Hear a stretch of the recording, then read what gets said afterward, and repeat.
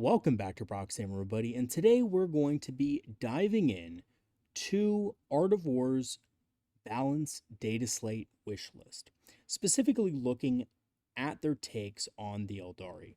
So, as you guys know, I'm a longtime Eldari player. I love the faction, and of course, I make many videos centered around the army, how to play them, stuff like that. So, when a channel does something Eldari related, I typically tune in, especially a channel as popular and as competitively driven as Art of War. So, of course, some of the members of the Art of War team are some of the best in the world. John Lennon, of course, is one of the best players in the competitive, scene. So, we have some very experienced players. Robert is also very good here as well. So, Robert and John are going to be doing this kind of, hot takes, quote unquote, or what they think should be, changed in the next balanced data slate. Now, as we know, there's been three factions that have been really strong and popular. They are Imperial Knights, Chaos Knights, and Deathguard. We've seen a huge insurgence of Knight players. We've seen a really big uptake in people taking anti-tank, anti-vehicle, or monster to be able to deal with these armies. And we've seen the meta change drastically. I mean, if you just look on YouTube over the last month, you'll see that there are so many videos. Basically, every Warhammer 40k content creator that focuses on competitive play, myself included, have created a video centered around Knights, Chaos Knights, and Imperial Knights, and how to deal with them, because the community at large really can't. A lot of players are playing at the semi-competitive or even casual level, and they really haven't been able to go up against these armies now that they got some serious buffs. So, of course, those are the top dogs. Now, this video is mostly going to be centered around the Aeldari changes that John and Robert suggest happen in the next balanced data slate. So, what we're going to do is we're going to kind of give some commentary on it. I'm going to give my opinion on what I think should change and essentially why I think the Eldar are in a very precarious spot right now. Mostly because the strengths of the Eldari in their War Host detachment and Aspect Host detachment are heavily revolving around their ability to kill tough targets. Both of those detachments have the tools to kill tough targets a little bit easier than the other detachments. But of course, the other detachments are very strong. I've talked about Guardian Battle Host and Seer Council being able to deal with Knights as well. It just so happens that Aspect Host and War Host have the easiest direct damage stratagems available to them. Now, having said that, if the next balanced data slate does indeed nerf the Chaos Knights, Imperial Knights, and Deathguard, just to give you some context into what John and Robert are going to say in the next couple minutes here, then the Aeldari, being a pretty good counter to those armies, and, we can see this through several, Grand Tournament victories that great Aeldari players have brought in. By the way, some of the best Eldari players in the world, Vic over at Fireside Podcast recently won a big GT with them. Congrats to him. He's a really good player, and he's piloted the army really well. But basically outside of the top players in the world, the Eldari community has been languishing under several rounds of nerfs. I talked about it last time we had a round of nerfs. I said, it's just at this point it's a little bit of nerf fatigue. Just because the army finds Grand Tournament victories doesn't mean we need to be constantly nerfed and the units need to be dragged down into the abyss.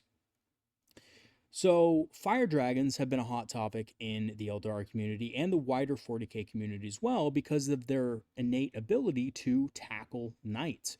And, because they're relatively low cost for the amount of damage they can put out, a lot of people are calling for their nerfs, but I would actually argue that fire dragons are far from broken. They're a very balanced unit that kind of is in a key place right now in the meta, in that there's a lot of tough vehicles and monsters for them to tackle and shoot through, and they're kind of in kind of a perfect spot right now, really, right? And as the meta changes when Chaos and Imperial Knights kind of get, toned back a little bit, as well as Deathguard, we won't need as many fire dragons as people are taking in competitive play. But obviously, you're gonna have to take the big guns. You're gonna have to take a lot of fire dragons in competitive aspect host and war host lists due to the sheer amount of big army, big knight armies that are out there right now. So we're going to go ahead and listen to a couple of the takes that John and Robert give, and I'm going to kind of give my commentary on them and why or why not I think that those are good suggestions for the Aeldari. Now, keep in mind that both of these players have played against Aeldari many, many, many times. They have a lot of experience into the faction. However, none of them, or neither of them, I should say, are Aeldari mains. Neither of them play Aeldari as their main army, and oftentimes this can kind of skew somebody's, opinion of a certain unit or opinion of the faction as a whole. And I often find this to be true of myself as well. We all have these little internal biases that when we play against an army and we don't like a certain interaction, we sometimes say, oh, well, that has to be nerfed. A good example is, as an Aeldari player, let's just talk about the community at large. One of the things the Aeldari community hates is indirect fire. Now, indirect fire is, of course, a little bit toxic. At the beginning of the edition, it was very, very good, and it has been nerfed, right? It's been nerfed pretty hard, and it's been nerfed in several ways. The units that can take indirect fire are much more expensive. Indirect fire is much less potent, and there's more things you can do to, turn it off, essentially, turn off indirect fire. So I actually think that indirect fire, as of now, is a pretty balanced mechanic. However, because I'm an Eldar player, of course, I just have an innate dislike of indirect fire, right? And that's my own biases coming out to play. I do think indirect fire is in an okay place right now. It's a little bit under-interactive, but again, it's very iffy. You're hitting on fours no matter what. It has its balancing factors, right? So that's an example of me kind of using my faction bias a little bit to, basically explain why I don't like indirect fire. And maybe, I would call for nerfs if something was really just too strong, right? Or maybe it's not even too strong, but it's really good against Eldar, so I happen to, think it's not so good. So anyway, that's kind of going off on a tangent, but we're going to listen to what John and Robert have to say about the Eldar and about what nerfs they think the Eldar should take. All right, Aeldari. So Aeldari is an army that basically is hiding right below the top armies. A lot of top players. Nick is playing them. Jack has been playing them. Liam VSL. A lot of very, very good players across the world are playing them well. and doing extremely well, barely losing any games whatsoever, and dominating most games. And this is one of the armies that actually plays extremely well into the three best armies in the game right now. And so if you go for a situation where you mostly focus on nerfing Chaos Knights, Imperial Knights, and Deathguard, and you don't really touch the next layer, and I think there's two armies in my mind, Aeldari being one of them, that stand out as that next top tier, then these armies are just going to be the next dominant force. So I'm actually going to just disagree with this take. And I think, honestly, I think Robert got the first part of that absolutely correct. Aeldari is just kind of right under those top three factions, but we have to analyze the reason why they're there. And the reason why they're there is because, just like Robert said himself, they're good into those factions, but they're not necessarily great into other factions in the game, right? For example, Eldar, in the way that they're being built in competitive play right now, are actually better into Knights and Chaos Knights than other armies. Let's say, for example, Blood Angels. Blood Angels is an army that I have a lot of experience against. Ultramarines is another army I have a lot of experience against. I think Eldar probably have a slightly better chance in highly competitive matches of beating Imperial or Chaos Knights than they do beating a very good Ultramarines player or a very good Blood Angels player. Those matchups are a little bit of a toss-up, right? Depends on player skill, depends on, secondaries drawn throughout the game, depends on a lot of factors. However, when it comes to Imperial and Chaos Knights, I think Eldar can play around the strengths of those factions. And one of the units that kind of helps us unlock this is Fire Dragons. Because most of the time, taking a unit of 10 Fire Dragons with Fuegan is going to be overkill, right? And by the way, Art of War, specifically, I believe, Jack and Quentin, when they did their review on the Eldar when the Codex first came out, they hit the nail on the head as far as how good that unit actually is, right? They said, you know what, this unit is really cool. It can do 40 damage to something, but you're never going to need to do 40 damage to something, right? Kind of that. Now, that was true back then when knights were way more expensive and they weren't really dominating the meta, but now it's a different story, right? Knights are way too undercosted. Fire dragons are one of the only reliable ways of getting rid of one knight in a single round of shooting. So that's one of the things. The other thing is Eldar are dominating not just because of fire dragons, but because of units like Corsairs and Swooping Hawks. Both of those units have their strengths against knights. Swooping Hawks can do mortal wounds, they can do lethal hits against a 3+ armor save, which, they will get damage through on that. And then on top of that, you have Corsairs, which are very cheap, scouting units with OC10, right? They have OC2 apiece, of course, so they can tie objectives, they can take objectives away from big knights. So those are the reasons why Aeldari are so good into those factions right now. It's not necessarily because they are too strong as a faction, it's just they happen to have a good matchup into those top tier factions. Now, what's going to happen is as soon as Chaos Knights, Imperial Knights, and Deathguard get nerfed, and they will get nerfed, guys, because they have insanely high win rates and very good tournament, percent wins. They're going to feel the nerf bat. So, it's going to happen. When that happens, the Aeldari win rate, I believe, personally, will go down a little bit because people are going to be more relaxed about taking anti-tank. By the way, the Aeldari army doesn't really use a lot of vehicles. We may see 1 or 2 wave serpents, but that's about it. We don't typically use a lot of vehicles. We have a lot of light infantry. We have a lot of units that are very strong against high strength, high AP single shot weapons. Things like las cannons. Our army survives those great. What it doesn't survive well is bolters, right? Flamers, bolters, all those kind of weapons our army doesn't do well against. So we have harder matchups into other factions besides the top 3.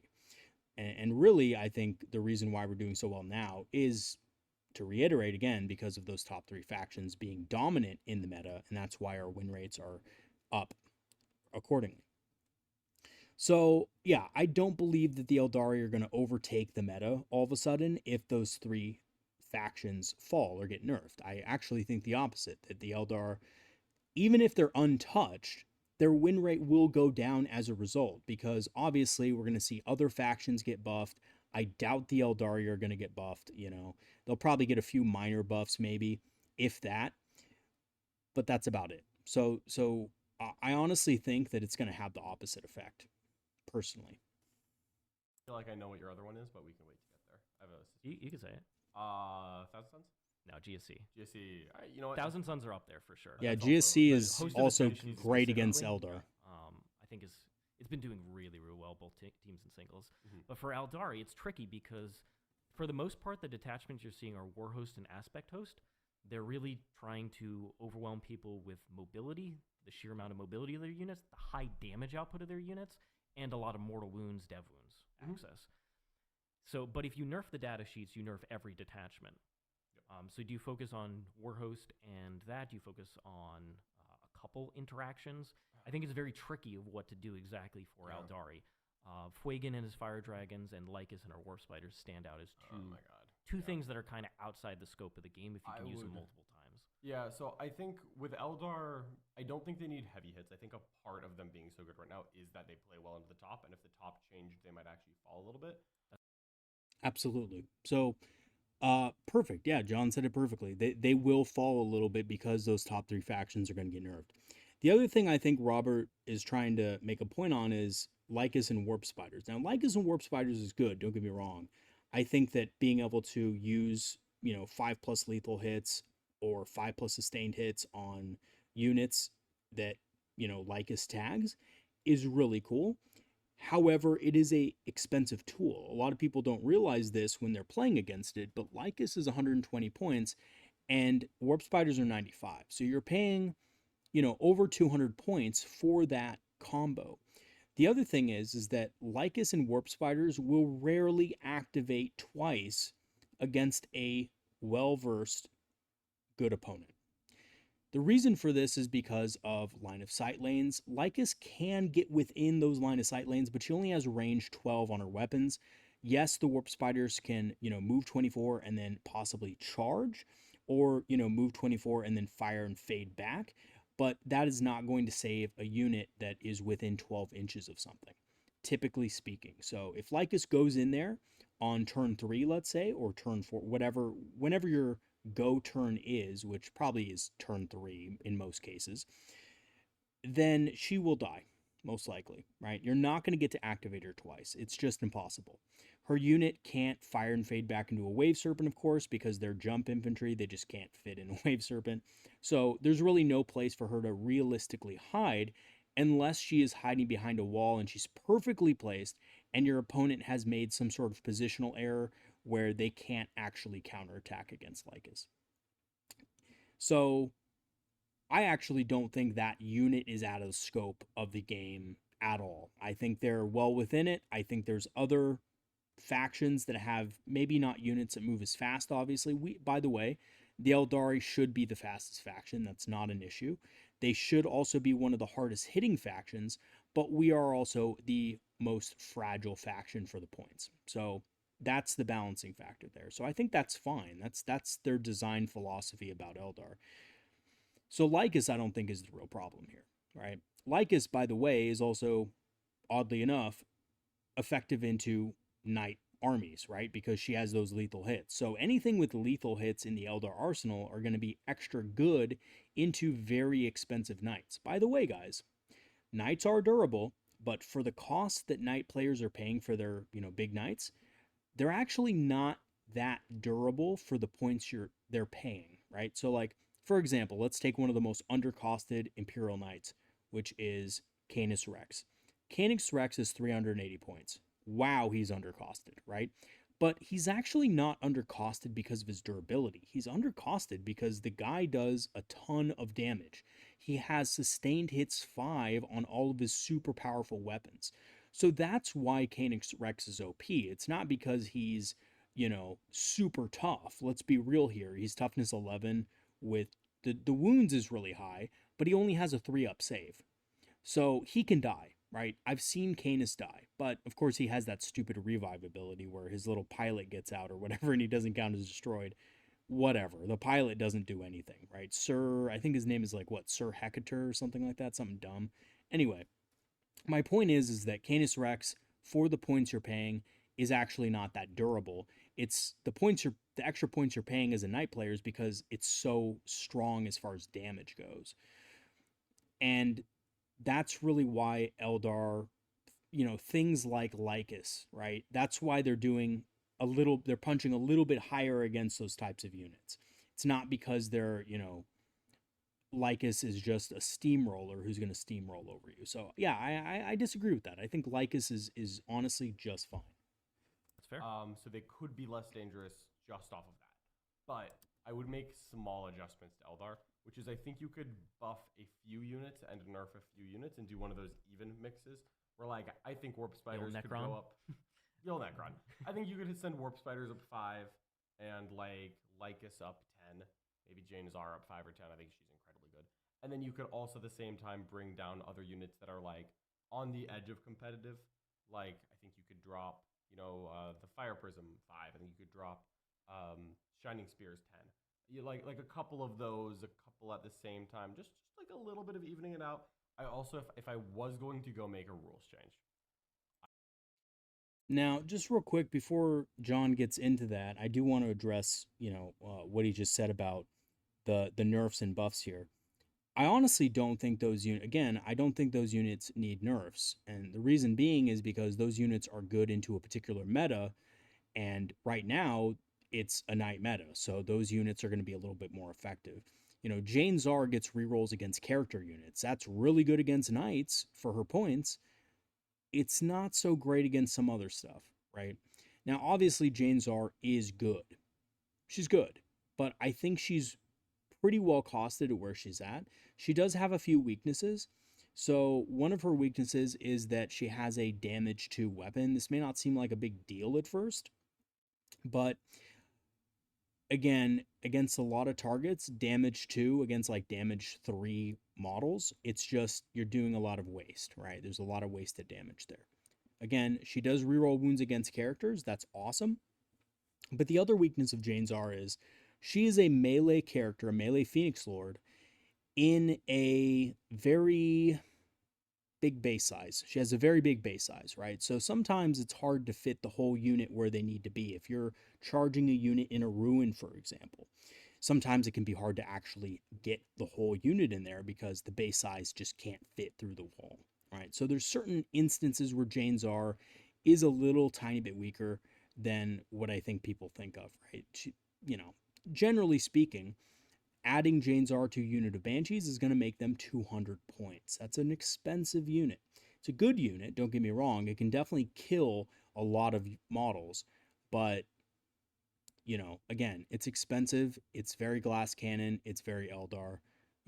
Jane Czar needs to be able to do damage, right? The other nerf that was, talked about, again, Lycus and Warp Spiders, they definitely don't need to be increased. I think Warp Spiders are essentially used as a screening move blocking unit. So they're not even really used for their damage. They do have some damage, but it's not anything spectacular without Lycus. And yeah, that's what I think about those two nerfs. I don't think they're necessary whatsoever. And warp spiders actually do have a big risk when they warp jump because every roll of 1 is a mortal wound. So, you're rolling 5 of those every time you use that ability. Now, the other thing is, let's talk about the buffs, right? The Shining Spear buff is, I think, a positive thing. I think they should be about 100 points. They're not. They're 110. They're 120 to begin the edition. 100 points would be fine, but don't confuse my words here. Shining Spears are not an adequate replacement for a unit of Fire Dragons for taking out things like monsters and vehicles. They're just simply not, right? They're not a replacement. They're a different unit. They have a different role. They can deal with monsters and vehicles, absolutely. But I think, honestly, they just don't have the reliability in general. Also, they're on massive bases. They have the problem of, being able to move through walls, but not being able to actually fit their bases in contact with stuff sometimes. So I would love to see them get cheaper. However, honestly, I don't think that adequately replaces the role that Fire Dragons would play in an army. The Fire Prism is another example because I think this is really where John's going because the next thing he's going to say is, Fire Dragon nerf, by the way. Fire Prisms are not in a good place because they really just don't have the threat angles that you need to have, right? They're going to be in your backline. You can realistically only hide a couple of them, and Linked Fire has been severely nerfed. You don't get as many rerolls as you used to with Fire Prisms, and a lot of stuff out there is rocking 4+ invulnerable saves, 5+ invulnerable saves, so that AP -4 is not really doing a whole lot for you. It's not doing a lot of work for you. So Fire Prisms, in my mind, in a lot of matchups, are just taking a big L. They're not as good as they used to be, and quite frankly, even though they were good in the index, I don't know about you guys, but near the end of the index days, people weren't running tons of Fire Prisms that much anymore, right? Because they were just too expensive, and a lot of armies just had invul saves, right? I mean, that was like the era of Chaos Demons, the rise of Chaos Demons. Everything had a 4+ invul, and it was like, what are you going to do? People are still running Shadow Legion. People are still running Be'lakor, Bloodthirsters, Great Unclean Ones, you know, Shalaxi. They're still running those things. Well, I don't know if they're running Shalaxi anymore, but they're still running Greater Demons, right? So Greater Demons have a 4+ invul. A lot of really powerful stuff. Like if you go against a guard player, he's running a Rogel Dorn. What's the most common thing to take with a couple of Dorns? A Tech Priest. A Tech Priest can give a tank a 4+ invul, right? And that's on top of popping smoke that they could possibly do, or, guard have a, minus damage stratagem, or they can blank a damage, on their Rogel Dorns. So fire prisms are just not really effective. I don't think a 5-point decrease really does anything to help them. I think that if you want to help fire prisms, you need to give them back their old linked fire ability, which allows multiple prisms to fire into one target safely and efficiently for the points, and then maybe just keep them the same cost. I would say actually just give them their old linked fire back, keep them the same cost, and I think we're Gucci on that. I think they're pretty good at that level, right? At the current points that they are, I think they're 155 right now. You give them old linked fire back, and I think that is okay. I think they're good for that cost. Do I think they're going to be meta, setting at that point? No, absolutely not. But they're going to be a decent alternative, to fire dragons. Now, I do want to talk about another thing real quick, is that, a lot of people are under the assumption that there's alternatives to fire dragons. Now, there are alternatives, but there are detachment specific alternatives. Wraithlords is one of the things I want to talk about. Wraithlords are really only effective with a Farseer that has Guide, because that allows them to reroll their Bright Lances. So if you have a list with Guide and Doom, typically Seer Council can have Wraithlords in it, and they're pretty good. They're also obviously decent in, Spirit Conclave.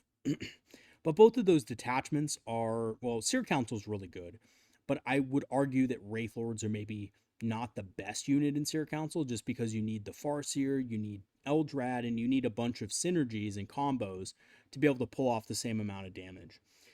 In Spirit Conclave, the Wraithlords are good, don't get me wrong, they get battle focus and all that stuff, but the rest of the detachment is lackluster. So oftentimes what you see is Wraithlords just kind of bouncing with their ranged weapons. I like Wraithlords. I've been able to kill things like Magnus with Wraithlords, but that's when Magnus overextended, right? Your opponent kind of has to make a mistake for Wraithlords to be really good, because Wraithlords are able to hit them at range and then hit them in combat. That's why Wraithlords are good. Again, I think Wraithlords are a solid unit. I just don't think they're good in every detachment, and I actually don't think they're super effective into things like Knights, right? Especially. So, you're talking about your toughest enemy units, your, 2+ save or 3+ save units with smoke and armor of contempt. Wraithlords just don't do that well into those specific targets. They are tough, but relatively, right? Toughness 10, 10 wounds. They're tough, but they're not that tough. So I don't think those are really great alternatives to fire dragons, because you have to pay a lot more points for them, right? For a Wraithlord, for example, not only do you have to pay the points for, which is 140, they cost 140, so they're already more expensive than a squad of fire dragons, but you also have to pay for the Psyker. So if you're running them in any other detachment besides detachments that are already going to have Psykers as part of the list, then they're not really that effective, right? Also, they don't get any benefits. They don't get any stratagem support outside of Spirit Conclave. Wraithlords don't get much. Wraith Guard really don't have any stratagem support either, right? They have one stratagem that they can use, or maybe 2 stratagems that they can use in Warhost, and then they have, stratagems that they can use in Spirit Conclave, but doesn't really help the Wraith Guard damage that much. Wraith Guard, Wraith Cannons are just not that good at dealing with Knights. They're really bad. And that's just a fact, right? To make them good, you really need to give them Guide, or you need to be next to a Farseer of some type to give them a 3+ to hit. Then you need Doom to make sure they're wounding on 2s. And then even at that point, your opponent's getting their invul save, and you're only doing d6 + 1 damage with no rerolls at all. So Wraithguard are just not very good for the cost. They are more durable, but they're not going to survive out in the open. That's just a fact. So you're spending a lot more points for them, but you're not getting a lot of, extra durability. relative to the meta that we're in. Because just remember, people are used to taking out toughness, 6, 3 wound models, right? They can easily take those things out. So, anyway. All right, now let's hear John's next suggestion for fire dragons. I think I would tone down fire dragons because there's too dynamic. Like the difference between durability and output is so severe, especially for a unit that cannot be overwatched if it needs to be, that I don't think you can ever cost appropriately. Because like when stats, Especially when you add in fire and fade. yeah, this is like a broad theory thing, and I've seen this across editions. When something is like tough and hits hard, you can cost appropriately. When something is tough and doesn't hit hard, it's very hard to cost appropriately. Because if you make it too expensive, it's awful. It's the Nurgle Demon problem, right? Nurgle Demons are either like terrible or broken, right? Yep. Like we've seen Nurgle Demons like as a concept be the best army in the game, and we've seen them be awful. And then you have the other side of it, which is like the GSE problem, where if something like you can't make a T3 1 wound model, like you can't make 5 fire dragons cost 100 points. It's a 1 wound elf. I get it. I'm not trying to say that. If I were to change fire dragons, I would take away the rerolls to damage. Just keep hit and wound rerolls into vehicles are good enough. So, back to fire dragons, right? A lot of people don't like fire dragons. Now, the reason why they don't like fire dragons is because their defensive stratagems are a little bit less effective against them.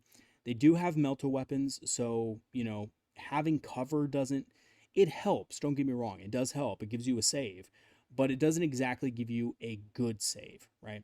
The other thing is fire dragons are able to get around -1 to hit. So popping smoke isn't going to do as much because you get to reroll that hit roll. However, I will argue this, and I've used this in my own games. I have experience with it using fire dragons. A squad of 5 fire dragons trying to shoot a vehicle that has popped smoke. It's not a guarantee that you're going to kill that vehicle. I have literally rolled my dice and rolled all misses for my first round of shooting. I've rolled all 3s and 2s and 1s. Then I've re-rolled that and only gotten 2 hits, which I converted into 2 wounds, and my opponent makes 1 save, and I only do d6 plus 3 damage. Now, I do get to re-roll that, which is nice, but fire dragons can fail. I think people are of the impression that they cannot fail. They've had games against people, and the fire dragons just wreck their gladiator lancer, or they just wreck their ball predator, or they just wreck whatever, right? Their ballistic dreadnought, they just take it out in one blow. Now, honestly, fire dragons are a very elite, very specialized anti-tank, anti-monster unit. They should be able to wreck your ballistic dreadnought if it's out of position. If you don't screen properly, and the fire dragons get your ballistic dreadnought or get your gladiator lancer, that is your fault. You have made a mistake. Yes, Eldar have a lot of mobility, but there are ways to stop fire dragons from getting into melta range. Now, the one thing I will say is that we are seeing a lot of 10-man fire dragon units with Fuegan in a Wave Serpent. When positioned correctly on certain terrain layouts, because honestly, I've looked at the terrain layouts myself, some of the terrain layouts don't really... It's a little risky to push your fire dragons up a little bit into a safe spot. It kind of just is, right? So you have to use other units to move, block, and screen accordingly. So it's a little bit expensive to get your fire dragons in a good fighting position on some layouts. On other layouts, it's not. But, here's the thing. That unit is very expensive. That's a 435 point unit, I believe, right? When it's all said and done, I think it's like 430 or 435. That is more points than a lot of knights. When you're talking about the big knights, it's more points than like a vast majority of them. And in a single round of shooting, that unit will only on average kill 1 Imperial Knight. It'll do like, I think 36 damage on average, which is 10 more wounds than the Knight. So it will overkill the Knight. So, even if the Knight has like a 4+ invulnerable save or some other damage mitigation, the dragons are going to have enough damage to kill it. The problem is that, once that's done, if your opponent has positioned their army correctly, they will have things to follow up. The Wave Serpent is not invulnerable, despite what people think. Fade back is good and all, but you have to survive, right? If Canis Rex shoots it, it's dead. If a lot of the other knights that are more ranged oriented shoot it, it's dead. Then an Imperial Knight can tank shock you and hit you in combat, right? The fire dragons, it can charge your fire dragons. They can't overwatch it or anything like that because they're battle shocked. So you can't even do that for a defense. You get tank shocked, killed, and then you get wiped in melee. Fuegan might get back up on a 2+, but he's not really anything special without his unit, right? He doesn't get to reroll wounds. He doesn't get to reroll hits or damage. He's just Fuegan, right? He's just an extra model on the field at that point. Still useful, just your whole squad is dead and you've only killed one knight. So it's not a guarantee that you're going to be able to use these units unless you position them expertly, right? So I feel like any nerf to fire dragons and people playing at a high level of competitive play with that unit, it's almost like you're punishing the player for being a good player rather than punishing the unit for being OP. So fire dragons, definitely not OP. In one round, usually what'll happen is they'll kill something that's a little bit less expensive if you're going up against knights or chaos knights in the best case scenario. In the worst case scenario, they're fighting something other than chaos knights and it's overkill, right? You're shooting something that costs 160 points, you're melting it to the ground, you're getting back in your transport, then you're getting basically taken out. Unless, again, your positioning and your screening and move blocking is perfect, which a lot of good Eldar players will be able to do. And that's exactly how it should be. So, realistically, against something like an Ultramarines army, under good circumstances, your unit of Fire Dragons and Fuegan should get about 2, maybe 3 activations, which, by the way, barely covers the cost. Again, if you're killing, for example, let's say you're trying to kill 3 ball predators in a game with your Fire Dragons. You have the big unit of Fire Dragons and Fuegan. It's 375 points for the ball predators. Guess how many points Fuegan and 10 Fire Dragons and Wave Serpent is? 435. It is more expensive. And oftentimes, Blood Angels will have a counter to you, right? Unless your move blocking, screening, and all that are perfect. You're just honestly not going to be able to survive that long. It's really only against knights that this combo is effective. And like I said in the beginning of the video, Quentin and Jack did a kind of review on those kind of units in the beginning of the Eldar Codex. They said the same thing I was thinking at the time, which is, yes, you can put 10 Fire Dragons and a Wave Serpent with Fuegan. It is absolute overkill against 90% of the armies in the game. The only army it's going to be great against is Knights and Chaos Knights. I believe I even said that myself in one of my previous videos. You're going to have to look back a little bit, but I believe I said the same thing. Okay, so having said that, do Fire Dragons deserve a nerf? No, absolutely not. They are supposed to be a highly lethal unit. They are very squishy, and they don't have a lot of options once your opponent gets them out of the Wave Serpent, which is honestly not that hard. Wave Serpents are not that tough. Okay, let's go ahead and hear the rest of this, and then we can review. One change I could look at, because I think the stratagems, honestly, especially in Warhost, are what puts the army over the edge. That is true. You have, 2 different ways to fire and fade. You can bring Eldrad, so you guarantee will get to do them on your turn if you want to. I don't think nerfing Eldrad is the way to go. I think it actually would be, if your unit has a Phoenix Lord in it, it costs 2 CP. And that way, if you want to fire and fade Fuegan's unit, that's your turn's worth of command points. You can't do it that and the Lycus play. You can't do all the different double plays that you could. That could be one way to get around it. You'd have to do the same for Skyborn Sanctuary, otherwise they just switch which one they're That's what I'm going, saying, yeah. So do it for both? Yep, do it for both. That's fair. I feel like that just kills the Phoenix Lords, the problem. And then instead you just put an Autarch I think you just don't spam them, or you don't expect all of them to live every turn, which is ridiculous. Yeah. So a couple things I want to mention real quick about what Robert said about the Phoenix Lords and increasing the stratagem cost. I think what John said hits the nail on the head. It just kills Phoenix Lords for those detachments, right? It's just way too expensive. The stratagem is good, but you have to pay into it in your list. You have to buy a Wave Serpent for that, right? And your Phoenix Lords are not going to survive every single turn all game long. They're just not, unless you are dominating the game, right? So in a scenario where you're going against a good opponent You typically shouldn't be surviving with Lycus for 3 turns. That just doesn't happen. Even with Fire and Fade, it doesn't happen. And yeah, that would kind of kill Phoenix Lords a little bit for those detachments, and those detachments should have Phoenix Lords, right? Aspect Host is about Aspect Warriors. So I don't agree with that at all, and I actually think that that's a bad change. Skyborn Sanctuary, again, it's dependent on spending points on a transport, like I said before. Fire and Fade is only D6 plus 1. It is not D6 plus 2 in Warhost. It is D6 plus 1, which means that you're, on average, going to be moving 4 inches or 5 inches. That's good, but it's not going to get you out of range of everything, right? So Eldar, very squishy. Things can still kill you, even with Fire and Fade. The stratagems are good, but they're not over the top. They're definitely not overpowered, and I think that is a little bit silly to say. Again, the reason why I think they're working so well now is because Knights are big. They take up a lot of board space. So an Eldar player can sneak Fire Dragons past a certain line of sight breakpoint on the battlefield, shoot something, get back in the Wave Serpent, and then be relatively safe from that side of the board. But again, all it's going to take is a Knight player to put a little pinky toe, put a little, little bit of a toe in the objective, or sorry, the terrain piece, the, ruin footprint. And because of the towering special rule, you could shoot right through the footprint.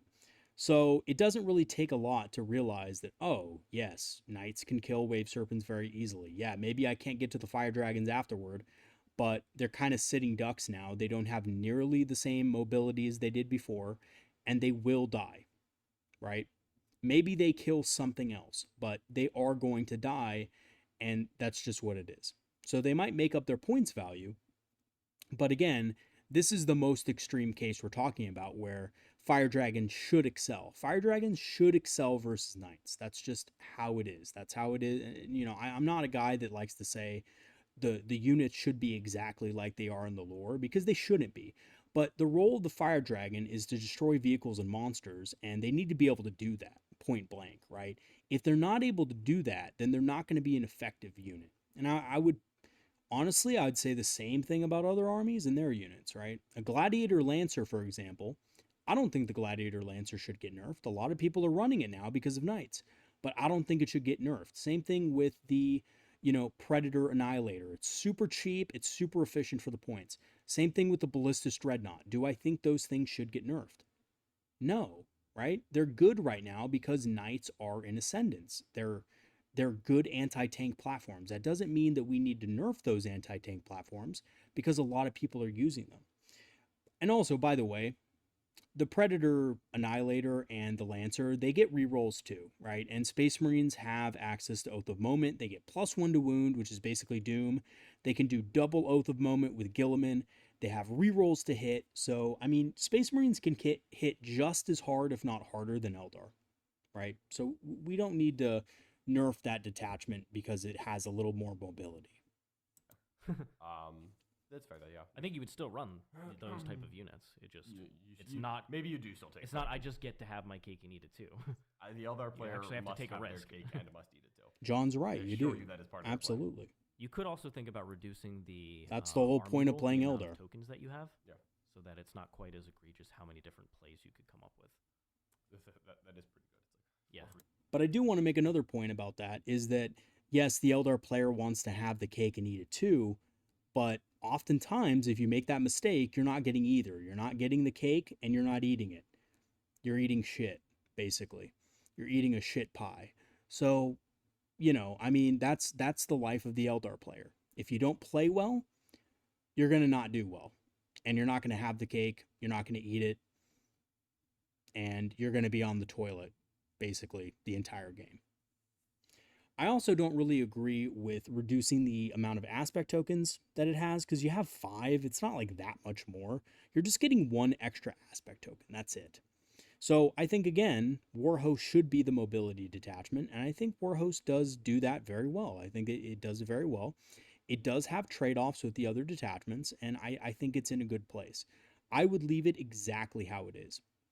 The only change I would ever consider making is maybe just upping the squad of 10 fire dragons to 240, right? So like 5 fire dragons is 120, 10 fire dragons is 220. Well, just up the squad of 10 fire dragons to a little tiny bit more expensive so that if people are spamming like 2 squads of fire dragons just to beat knights, well, when knights get increased in points, then the Eldar, the big Eldar units that are good at taking out knights in one turn will also increase as well. But don't punish the small squads of dragons for, the sins of the big. And honestly, I don't even think I would make that change because realistically, once the knight meta drops off, once the Chaos Knight and Knight meta drops off, I don't think people will be taking squads of 10 fire dragons anymore. It just won't be necessary. Restarts a turn, yeah. There's a lot of options there, but I think the theme, though, is that I don't think Aeldari need a large touch at all. I'm not going to put fire dragons up 30 points or something. Which is what they deserve, but I also acknowledge you just can't make an elf, like a 1 wound elf cost. Like, you just can't make them cost too many because it's only T3 1 wound. Yeah. And if you do that across the board and cost them what they deserve. They could go the route of Sunforge in Tau, where you get the reroll wounds and damage, but don't get the hit rerolls. Yeah. And in that case, they can go back to their original points cost. And that way, defensive mechanics like smoke and stuff matter. Yeah, I'd be fine with that too. I think they should only reroll 2 of the 3 steps, basically. Yeah. Once you roll all 3, if you also have mobility on top of that, And it's like dice. and flipping dice and fire and fade. It's like eradicators are limited by their mobility, and they're not like super durable. Yeah, they're not super durable. Well, neither are fire dragons. Because they are both relatively durable and expensive. Like, eradicators get to do things. And for what it's worth, I'm going to argue for eradicator nerfs as well. I don't think they need it from a bounce perspective, but I don't think they should do their rule in Overwatch. I think they should only be shooting phase. Yeah, that's fair. I don't think anybody's running eradicators right now. Honestly, my buddy really likes them, but he's not like a super competitive player. I think eradicators are good. I don't think they're anywhere close to overpowered at all. They have the melta weapons. They're basically the Space Marine version of fire dragons, if for those of you guys that don't know. But yeah, I don't think they're OP at all. I think their rerolls, hits, wounds, and damage against vehicles is fine. Yes, they don't have the mobility, but they have the toughness. They're, first of all, they're way tougher than Eldar. I'm sorry. They're just way tougher. They're toughness 6 for the I mean, they're not that tough in the whole scheme of things, but they are tough compared to elves. So, there is a differential there a little bit. And also, Space Marines have better anti-tank options anyway. They have the Lancer, they have the Ballistus, they have all these sorts of things. They have Oath of Moment. They have things that the Eldar don't have access to. So we do need our fire dragons. We do need them to be hard-hitting. And, Robert's point about dropping them in points, I mean, that's all well and good. I think there were like 95 points, 100 points in the beginning. Yeah, there were, I believe there were 100 points at the release of the Codex, if I'm not mistaken. That's really cheap. So what's stopping me from just loading up on a bunch of fire dragons to just make up the points, right? Like if I'm running 20 fire dragons, right? And I'm running 2 squads of 10 for 200 points. Whereas before I'd be running 2 squads of 10 for, 240 points, and all I'm saving myself 40 points, and all I'm losing is a reroll and damage. I mean, I don't think that's enough to stop them from dominating the knight meta, right? Like, it's not going to stop them from being really good against knights. What it is going to punish them against is if you want to run minimum squads. It's going to punish the small squads of fire dragons that aren't running in big squads with wave serpents and all that. It's going to punish them against targets like, regular sized tanks, medium to heavy tanks, right? They're not going to do nearly enough damage against those targets. By the way, smoke still matters. Hitting on a 4 with rerolls still only gives you a 75% chance to hit, which means that, if you're rolling 4, dice for the normal fire dragons, if you're rolling 4 of those, 3 of them are going to hit and 1 is still going to miss. And that's a big deal against a tank, especially when you're wounding on 5. So only 50% of those are going to go through after that. So if 3 hit, maybe 1 or 2 wound, and then maybe the Exarch gets a wound. So you're only really pushing through 3 wounds against your opponent. They make a save on average on a 5+ if they have the smoke going on, and maybe Armor of Contempt. And then you're rolling 2d6 + 6, which is still maybe enough to kill it, but also maybe not, right? So if you don't have the reroll damage, you're definitely not killing that tank on average dice. But if you do have the reroll, you're probably going to kill it with the reroll. Now, it doesn't always happen like that, but the chances are better. And I think I would rather spend a little bit more. I'd rather have a more expensive unit that can actually get the job done than a less expensive unit that is not on average dice going to get the job done when their role is supposed to be killing light vehicles, light to medium vehicles. I would actually say not even light vehicles, but like medium to like heavy is what Fire Dragon should be doing. So I think there's a couple of good points here. Obviously, I think the mentality that they have about the Eldar is in the right place. Like, they are really good right now, and that's a little bit, inflated because of the night meta. I think, some of the things John said were pretty spot on. But, then John goes on and says, oh, but they should be nerfed, right? So he makes good points, and then he goes, oh, but I think they're a little bit too dynamic. I think we should, nerf them a little bit, right? So it's kind of this like weird dynamic where, you're saying you can't price them too expensive because they're elves, but at the same time, we're going to nerf their rules. It's like, well, wait a second. I mean, even if we reduce their points and we nerf the rules, we're back at square one here anyway, right? We're just taking a hit for no real reason. Now, I think if GW did want to, kind of take these guys' points, by the way, Art of War usually gets early access to the rules and the balanced data slates and stuff like that. So they know what's going to be in the balanced data slate. I do believe that they do have an influence on the balance team, whether they think so or not. I think they do have an influence in that. So, I think realistically, when you get your, what should be nerfed, what should be buffed, you should be looking to some of the best Eldar players in the community for that. And by the way, I'm not one of them. Right? I'm just an Eldar lover who's been playing Eldar for, 20 plus years. I'm not one of the best players in the community. I think I'm a solid player. Don't get me wrong. I think I'm a good player, but I don't think I'm to the level of, super competitive GT. I'm not to Vic's level, for example. And so, yeah. And by the way, Vic over at Fireside Podcast is a really good Eldar player that has won a GT with his Aspect Host list. And he's doing a really great job with it. And so, Vic doesn't agree with these nerfs. And honestly, I think that's all that needs to be said. I think, if one of the best Eldar players in the community is saying, hey, I think this is probably an overreach and this is why, because I've played however many games with the Eldar and I realize their weaknesses, I think you should look into that. I've also played a lot of games, not at the GT level, but I've played a lot of games at the semi-competitive level, I would say, and my experience has been largely the same. I've had the same kind of thoughts going through my own head because I've run into, honestly, I've had 5 Fire Dragons and Fuegan go into something with 11 wounds and not kill it. I have had that experience because of things like smoke, armor of contempt, miracle dice, invul saves, you name it. They just haven't killed the target. So, for 200 and something points, 240 points. So, yeah, bottom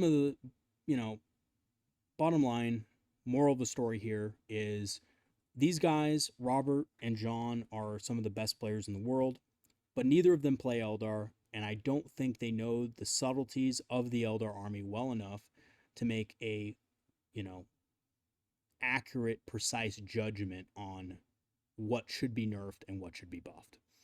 I think obviously any buff would be great, but again, buffing Fire Prisms by 5 points, that doesn't do anything, right? I mean, that's just like that's like a pity point, right? We don't need that. That doesn't do anything for the unit. Buffing Shining Spears by 10, okay, I'll take it. I like Shining Spears. I think they're decent, but does that make them highly competitive all of a sudden? No, right? And they're still not going to be that great against certain targets. So yeah, that's just where I sit with it. I think obviously, I'm not doing this video because, I want to, call them out or anything like that. I think the last video I did where I, did an Art of War, hot take, against some of their opinions. I got a lot of hate from people who like Art of War. Look, I watch their channel too. I watch their stuff too. I don't hate them at all. I actually, watch their stuff because I like different opinions and I like to hear what they have to say about certain things. But that doesn't mean that my opinion is going to be exactly the same as theirs, right? We have different experiences. These guys in particular don't play Eldar, so they're going to have different opinions and experiences. We're all different people at the end of the day, right? We're going to have different thoughts. That doesn't mean I'm 100% correct either, right? So anyway, leave me a comment if you disagree. Let me know why, and don't just say because Jack said so too, right? I know, Jack doesn't play Eldar, or no, he does play Eldar, but who am I thinking of? No, John. I'm sorry. John doesn't play Eldar, right? Don't be like, oh, John said so, so that's what it is, right?